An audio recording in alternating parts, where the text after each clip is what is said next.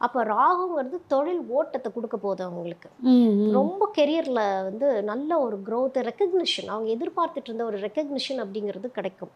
ஆனால் கேது கேது 4ஆம் இடத்துக்கு போகுது அப்படின்னாலே பர்சனல் லைஃப்பில் வந்து ரொம்ப ஜாக்கிரதையாக இருக்கணும்.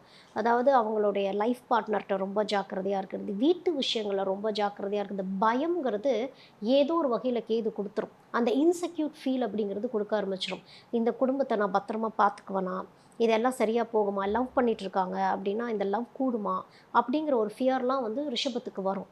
இது கை கூடுமா கூடாதா, ஏன்னா அவங்களுக்கு வந்து பேஷன்ஸ் பொறுமைங்கிறது கொஞ்சம் கம்மி ரிஷபத்துக்கு.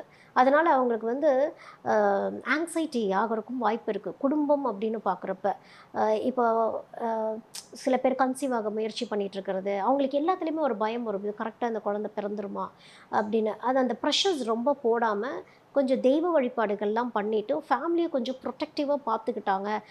குடும்பத்தில் மட்டும் வார்த்தைகள் ரொம்ப கவனமாக இருந்துக்கிறது நல்லது. ஏதாவது ஒரு வார்த்தைகள் எங்கேயாவது ஒன்று சொன்னாலோ அந்த குடும்பத்துடைய பேஸ்மெண்ட் ஆட்டங்கான்றக்கும் வாய்ப்பு இருக்கு. வழிவகைகள் இருக்கு. ம். அது மட்டும் கொஞ்சம் ரிஷபம் பார்த்துக்கணும்.